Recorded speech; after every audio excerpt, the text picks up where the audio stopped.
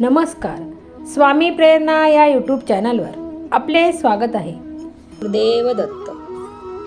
अत्रि मुनींची पत्नी अनुसया ही अत्यंत पतिव्रता व साध्वी स्त्री होती. ती आश्रमात पतींच्या सानिध्यात राहून पतीची उत्तम प्रकारे सेवा करीत असे. तसेच आश्रमात येणाऱ्या प्रत्येक अतिथीचे मोठ्या प्रेमाने व आदराने स्वागत करी. वेळी अवेळी आलेला पाहुणा अनुसयेच्या आश्रमातून कधी उपासी पोटी गेला नाही किंवा रिक्त हस्ताने गेला नाही. तिचा हा आचार पाहून प्रत्यक्ष सूर्यदेव भिवून वागे. अग्नी तिच्या पुढे शीतल होई, पवन तिच्या पुढे नम्र होई. तिच्या शापाच्या भयाने सारी पंचमहाभूते तिच्या पुढे थरथर कापत. एवढा तिच्या पतिव्रताचा प्रभाव. पतीबद्दल तिच्या ठायी असलेली अनन्य भक्ती व लोकांबद्दल असलेला अत्यंतिक आदर, त्यामुळे तिचे नाव साध्वी व पतिव्रता स्त्री म्हणून सर्वतोमुखी झाले. ही वार्ता अर्थात नारद मुनीच्या सुद्धा कानावर गेल्याशिवाय राहिली नाही. नारदांचे नावच मुळी कळीचा नाळच. तेव्हा ही वार्ता त्यांनी वैकुंठाला जाऊन लक्ष्मीला सांगितली. पार्वतीपुळे अनुसयाच्या पतिव्रताचे गुणगान गायले. सावित्रीपुळे तिच्या आदरातिथ्याविषयी धनोद्गार काढले. तेव्हा साहजिकच त्यांना या अनुसयेबद्दल मत्सर वाटू लागला. ही अनुसया या किंचित मानव व आपण देवी. तेव्हा या अनुसयेचे वर्चस्व आपणावर उपयोगी नाही. तेव्हा हिचे सत्वहरण करावे असा त्यांच्या मनात विचार आला आणि हा विचार त्यांनी आपापल्या पतीजवळ बोलून दाखविला. तेव्हा त्या त्रयमूर्ती ब्रह्मा विष्णू महेश क्रोधाने संतप्त झाले आणि म्हणाल्या, ती पतिव्रता कशी आहे ते आम्ही पाहतो व तिचा व्रतभंग आम्ही जरूर करतो. अशी प्रतिज्ञा करून ते तिघी मिळून मृत्यूलोकात यावयास निघाले. त्या तिघांनी ब्राह्मणाची रूपे घेतली. शुभ्र धोतर, अंगावर रेशमी उपरणे, यज्ञोपवीत हानी, हातात कमंडलू अशा थाटात ते तिघे अत्रि मुनींच्या आश्रमात आले. भर दुपारी वेळ, ऊनही म्हणत होते. अशा वेळी आपल्या आश्रमात आलेले ब्राह्मण अतिथी पाहून अनुसयेने मोठ्या आदराने बसावयास आसन दिले. त्यांचे चरण धुतले व भक्तिभावाने त्यांचे पूजन केले.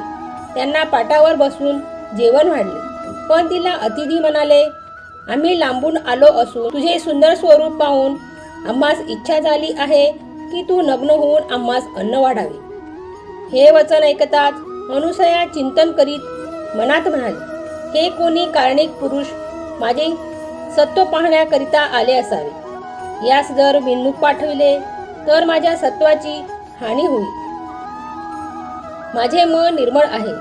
शिवाय माझ्या पतीचे तप सामर्थ्य माझ्या मागे आहे असे मनात आणून सती म्हणाली, थांबा, तुमच्या इच्छेप्रमाणे करते. एवढे बोलून अनुसया तात्काळ घरात गेली.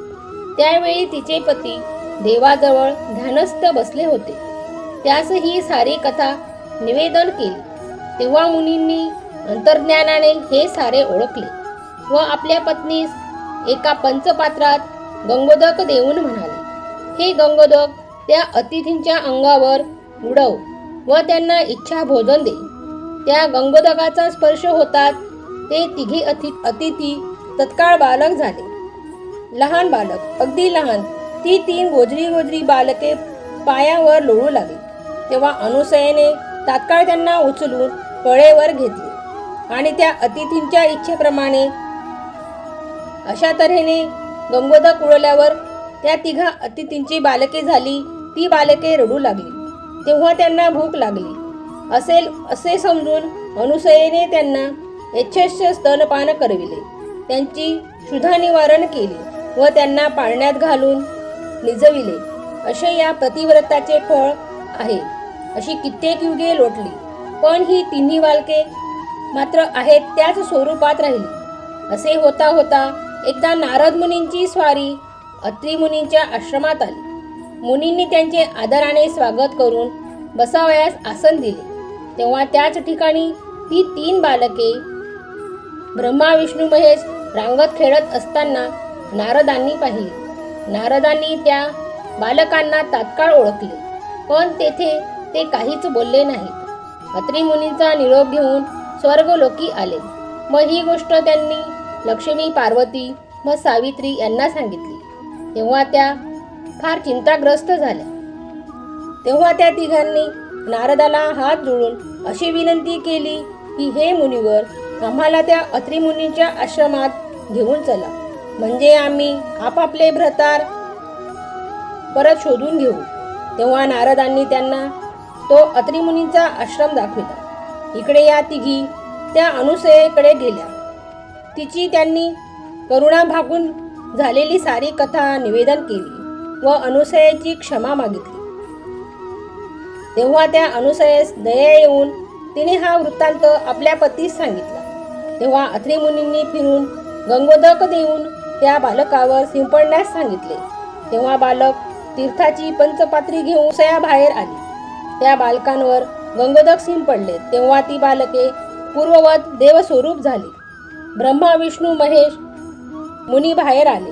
त्यांनी देवांना साष्टांग नमस्कार घातला. त्यावेळी विष्णू, शंकर, ब्रह्मदेव प्रसन्न झाले व म्हणाले, हे अनुसये, आम्ही तुझ्यावर प्रसन्न झालो आहोत. इच्छित वर माग. तेव्हा अनुसयेने दिघे बालक ब्रह्मा, विष्णू, महेश माझ्या घरी 3 मूर्ती एकरूप होऊन पुत्राप्रमाणे राहू देत असा वर मागितला. तेव्हा तथास्तु असे म्हणून देव अंतर्धान पावले आणि बालक रूपातील श्री दत्त महाराज अत्री आश्रमात राहिले. अशा तऱ्हेने मार्गशीर्ष शुक्ल चतुर्दशीच्या दिवशी दत्तात्रेयांचा जन्म झाला. 3 शिरे, 6 हात आणि तेजस्वी अंगकांतीचे ते बालक पाहून सती अनुसयेला अत्यानंद झाला. ती पतिव्रता स्त्री खरोखर धन्य होय. तेव्हापासून आजतागायत मार्गशीर्ष शुक्ल पौर्णिमेला प्रदोषकाली दत्ताच्या देवालयात दत्त प्रतिवर्षी साजरा केला जातो. श्री क्षेत्र गाणगापूर येथे हा जन्म सोहळा दुपारी 12 वाजता केला जातो. काही क्षत्री हा प्रदोषकाळी साजरा केला जातो. श्री गुरुदेव दत्त. श्री गुरुदेव दत्त. श्री गुरुदेव दत्त.